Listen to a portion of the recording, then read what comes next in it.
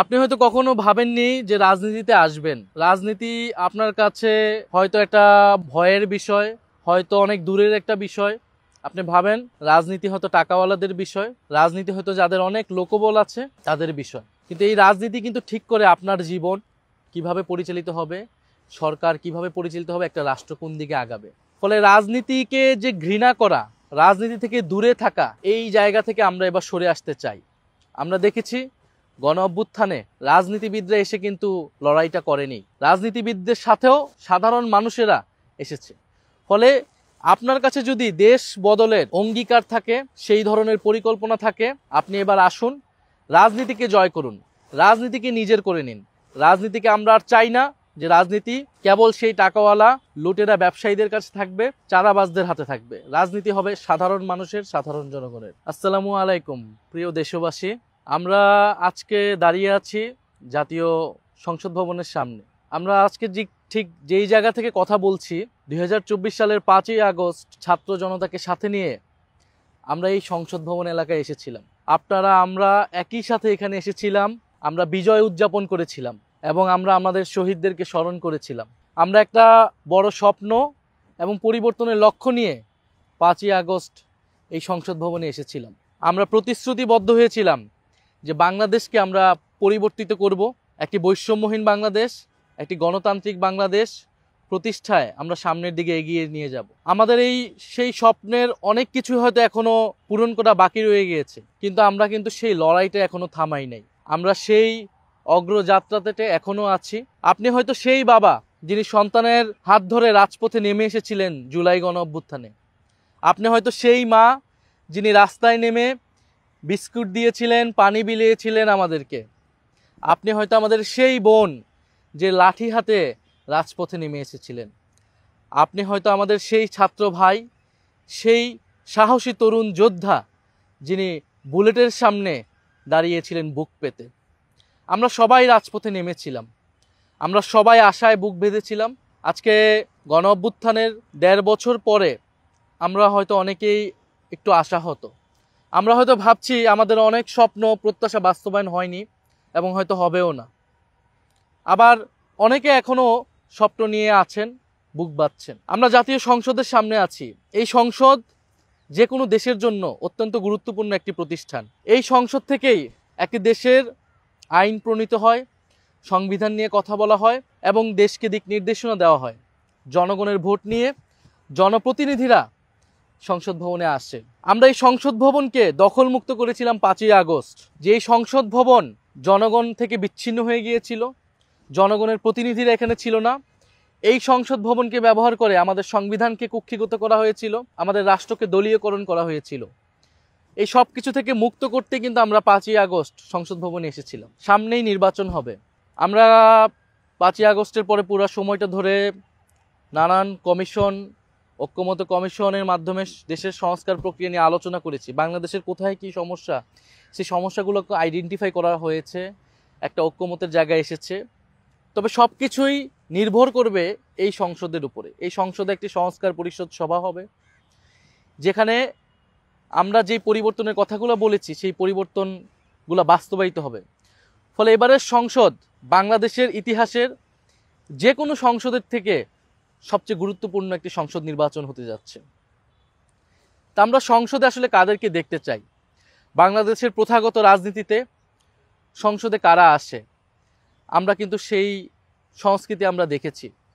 আমরা দেখি যে সংসদে একদল লোক আসে যারা লুটেরা ব্যবসায়ীদের কাছ থেকে কালো টাকা নিয়ে নির্বাচনে জয়লাভ করে, যারা নিজেরা এলাকায় চাঁদাবাজি সহ নানা অবৈধ ব্যবসায় জড়িত শ্রমজীবী মানুষ এবং সাধারণ মানুষদেরকে নিপীড়ন করে। তারা এসে সেই লুটেরা ব্যবসায়ীদের স্বার্থ উদ্ধার করে, এর সাথে যুক্ত হয় সরকারি অসৎ কর্মকর্তারা। ফলে এই যে একটা চক্র, দুর্নীতি এবং দুর্বৃত্তায়নের চক্র বাংলাদেশে জনগণের বিরুদ্ধে সবসময় কাজ করে যাচ্ছে, একটা দুর্নীতিপরায়ণ ব্যবস্থা বাংলাদেশে প্রতিষ্ঠা করেছে। কিন্তু আমাদের লক্ষ্য, আমাদের প্রতিশ্রুতি হচ্ছে আমরা এবারের সংসদকে আগের মতো হতে দিব না। আগে যেই ধরনের মানুষরা সংসদে এসে রাজত্ব করেছে আমরা এবার সেটা হতে দিব না। ফলে আমরা চাই সংসদে মানুষের প্রতিনিধি, জনগণের প্রকৃতি প্রতিনিধিরা আসুক এবং সেই সকল স্বপ্নবাজ মানুষরা আসুক যারা দেশকে আসলেই পরিবর্তন করতে চায়। আপনারা আমরা সাহস করেছিলাম বলেই তো গণ অভ্যুত্থান সফল হয়েছিল। এবারও আমাদেরকে সাহস করতে হবে। নির্বাচন, রাজনীতি অনেক দূরের বিষয় মনে হয় জনগণের কাছ থেকে, আপনার কাছ থেকে অনেক দূরের বিষয় মনে হতে পারে। আপনি হয়তো কখনোই ভাবেননি আপনি রাজনীতি করবেন বা নির্বাচন অংশগ্রহণ করবেন, এটা আপনার কাছে অলিক স্বপ্নের মতো। কিন্তু আপনি চান দেশের পরিবর্তন হোক, আপনার কাছে সেই ধরনের পরিকল্পনা আছে, সেই ধরনের নিষ্ঠা আছে, সেই দেশপ্রেম আছে। তাহলে আপনি কেন এবার নির্বাচনে অংশগ্রহণ করবেন না? কেন আপনি আবারও রাজনীতিটাকে সেই দুর্বৃত্তায়নের, সেই দুর্নীতিবাজ, সেই চাঁদাবাজদের হাতে রেখে দেবেন? আপনাকে আমাকে এবার সাহস করতে হবে, নির্বাচনে অংশগ্রহণ করতে হবে, নির্বাচনে দাঁড়াতে হবে। আপনি হয়তো একজন শিক্ষক, একজন অধ্যাপক, আপনি হয়তো ছোট বড় অনেক সমস্যার সমাধানের কথা ভাবেন। আপনার কাছে সেই গুরুত্বপূর্ণ নীতি নির্ধারণী বিষয়গুলো আছে যেগুলো দিয়ে রাষ্ট্রের বড় বড় সমস্যাগুলো সমাধান করা সম্ভব। আপনি হয়তো ভাবেন দেশের মন্ত্রীরা কোনো একদিন হয়তো যদি আপনার কথা শুনতো অনেক পরিবর্তন হতো। আপনার কাছে এখন সুযোগ এসেছে, আপনি নিজেই কেননা সংসদে চলে আসুন। আপনি হয়তো একজন উদ্যোক্তা, আপনি একটা কোম্পানিকে অনেক কষ্ট করে অনেক ইনোভেটিভ আইডিয়া নিয়ে বড় করেছেন। আপনি জানেন দেশের অর্থনীতিটাকে কিভাবে বড় করা সম্ভব।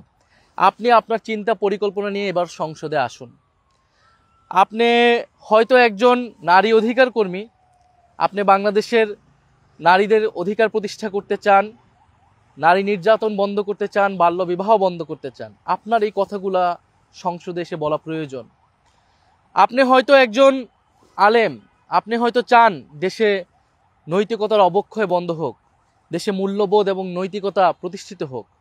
আপনার এই কথাগুলোই সংসদে এসে বলা প্রয়োজন। আপনি হয়তো একজন ছাত্র নেতা, যিনি ছাত্র রাজনীতিতেই সময় দিয়েছেন, মূল দলের পিছে, বড় বড় নেতাদের পিছে নিজের তারুণ্যের অনেকটা সময়, অনেকটা শ্রম আপনি দিয়েছেন। কিন্তু আপনার এই সময় এবং শ্রমকে ব্যবহার করে দেখা যাবে আপনার দল কোনো একজন দুর্নীতিবাজ ব্যবসায়ীকে মনোনয়ন দিয়েছে। আপনি এবার এই নিজের শ্রম নিজের পিছে দিন, আপনি সংসদে আসার চেষ্টা করুন। আপনি হয়তো একজন পরিবেশ কর্মী, আপনি বাংলাদেশের জলবায়ু পরিবর্তন, পরিবেশ, নগর পরিকল্পনা ইত্যাদি নিয়ে কাজ করতে চান। আপনি জানেন বাংলাদেশের পরিবেশ সংকট কিভাবে নিরসন করা সম্ভব। আপনি সংসদে আসুন। আপনি হয়তো প্রবাসে থাকা একজন বাংলাদেশি, যিনি প্রবাসে কোনো একটা প্রফেশনে আছেন, হয়তো আপনি চিকিৎসক, হয়তো আপনি রিসার্চার, হয়তো আপনি ডক্টর, হয়তো আপনি ইঞ্জিনিয়ার। আপনি দেশকে নিয়ে ভাবেন, আপনি বিদেশে থাকেন এবং আপনি ভাবেন যে বাংলাদেশটা কেন এরকম পরিবর্তন হচ্ছে না। আপনি তো জানেন সেই আইডিয়াগুলা, আপনি তো দেখেছেন আপনার সেই দেশ, যাকে আপনি উন্নত দেশ ভাবেন, সেই দেশটা কিভাবে পরিবর্তিত হয়েছে। আপনি সেই অভিজ্ঞতা নিয়ে এবার দেশে আসুন, এসে কাজ করুন রাজনীতির মাঠে। আপনি একজন স্বপ্নবাজ তরুণ, আপনার জন্য অপেক্ষা করছে এবারের সংসদ। আপনি হয়তো একজন শ্রমিক নেতা, আপনি শ্রমিকদের নিয়ে কাজ করতে চান। আপনি একজন কৃষক নেতা, আপনি কৃষকদের নিয়ে কাজ করতে চান। বাংলাদেশের শ্রমজীবী মানুষের অধিকার নিশ্চিত করতে চান, ন্যায্য মজুরি আদায় করতে চান। আপনি কৃষকের যাতে ন্যায্য ফসলের দামটা পায়, ফসলের ন্যায্য দাম পায়, সেটা আপনি চান। আপনার এই কথাগুলো এবার সংসদে বলতে হবে। আরও গুরুত্বপূর্ণ, এবারের সংসদে জুলাই সনদ বাস্তবায়িত হবে। জুলাই সনদ ছাড়া তো আমরা কোনোভাবেই সংসদে প্রবেশ করব না, নির্বাচন হওয়া সম্ভব নয়। ফলে এই জুলাই সনদে বাস্তবায়ন যাতে হয়, সেটার জন্য আপনার আমার সংসদে থাকতে হবে, কথা বলতে হবে এবং সংস্কারের যে অগ্রযাত্রা আমরা শুরু করেছি সেটাকে এগিয়ে নিয়ে যেতে হবে। রাজপথে আমরা যে লড়াই শুরু করেছি, সংসদে আমাদের সেই লড়াইকে অব্যাহত রাখতে হবে। সেই লড়াইটা এবার হবে গণতান্ত্রিকভাবে, তর্ক বিতর্কের মাধ্যমে। ফলে আমরা দৃঢ়ভাবে চাই, আমরা বিশ্বাস করি এবারের সংসদকে কোনোভাবেই আমরা আগের মতো সংসদ হতে দিব না। আগে যে ধরনের মানুষরা নির্বাচিত হয়ে এসেছে, আগে তো নির্বাচন ছাড়াই এসেছে বা নির্বাচনের মাধ্যমে, কালো টাকার মাধ্যমে এসেছে। আমরা চাই এবার নতুন মানুষেরা আসুক, স্বপ্নবাজ মানুষেরা আসুক, দেশপ্রেমিক, সৎ এবং যোগ্য মানুষেরা আসুক। জাতীয় নাগরিক পার্টি যেহেতু আপনার আমার সকলের দল, আমরা সবাই সাধারণ পরিবার থেকে উঠে এসেছি, আমরা আপনারা মিলে সেই সুযোগটা তৈরি করতে চাই। আপনি হয়তো ভয় পাবেন, আপনি হয়তো ভাববেন নির্বাচন অনেক টাকার বিষয়, অনেক ঝামেলার বিষয়, অনেক ভয় ভীতি আতঙ্কের বিষয়। কিন্তু আপনাকে আশ্বস্ত করতে চাই, আমরা আমাদের সামর্থ্য নিয়ে আপনার পাশে থাকবো। আপনি শুধু আপনার স্বপ্নটা, আপনার উদ্যমটা, আপনার সাহসটা নিয়ে এগিয়ে আসেন। এনসিপি আপনার সাথে থাকবে, এনসিপি আপনাদেরকে সে সুযোগ করে দিচ্ছে। আমরা চাই আমাদের সেই স্বপ্নবাজ মানুষেরা আসুক সংসদে। এনসিপির পক্ষ থেকে আমরা মনোনয়ন দিচ্ছি, সেই ধরনের মানুষকেই আমরা দিতে চাই। এনসিপির অফিসে আপনারা সেই মনোনয়ন ফর্ম পাবেন, এনসিপির ওয়েবসাইটেই সেই মনোনয়ন ফর্ম পাবেন। আপনারা সকলে মিলে আগামীর সেই জাতীয় সংসদ, সেই সংসদকে আমরা জয় করতে চাই। এবং আমরা দেখেছি মানুষের সাথে যখন মিশেছি যে মানুষ পরিবর্তন চায়। মানুষ এবার আগের মতো করে শুধু মার্কা দেখে ভোট দেবে না, মানুষ নতুনদেরকে সামনে দেখতে চায়, তরুণদেরকে দেখতে চায় এবং দেশপ্রেমিক সৎ মানুষদেরকে দেখতে চায়। ফলে মানুষের কাছে যদি আমরা যেতে পারি সাহস নিয়ে, সততা নিয়ে, আমরা বিশ্বাস করি মানুষ আমাদেরকে গ্রহণ করবে। মানুষই আমাদেরকে টাকা দিবে নির্বাচন করার জন্য, আমরা সেই টাকা দিয়ে নির্বাচন করব। অ্যাটলিস্ট আমরা মানুষের কাছে দরজায় দরজায় আমাদের সেই স্বপ্নটা নিয়ে আমরা পৌঁছাবো। ফলে আমরা আপনাদেরকে আহ্বান জানাই, আপনারা আসুন আমাদের সাথে, সামনের নির্বাচনকে নিয়ে আমরা একসাথে কাজ করি। একসাথে আসুন, আমরা জুলাই সনদটাকে বাস্তবায়ন করি, এর আইনি ভিত্তি দেওয়ার মাধ্যমে আমরা সামনের নির্বাচনের দিকে যাই। এবং এই যে আমাদের জুলাই গণ অভ্যুত্থানে এত মানুষ খুন হয়েছে, শহীদ হয়েছে, আহত হয়েছে, গত 15 বছরে এত মানুষ গুম হয়েছে, তাদের যে বিচার প্রক্রিয়া চলমান আছে সেটা নিশ্চিত করার জন্য আপনাকে আমাকে রাজপথে থাকতে হবে, এই সংসদে থাকতে হবে।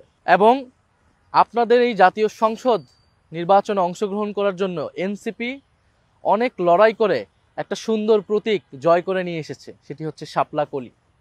শাপলা কলি আমাদের আপামর গ্রাম বাংলার প্রতিচ্ছবি, আমাদের নদীময় সভ্যতার প্রতীক।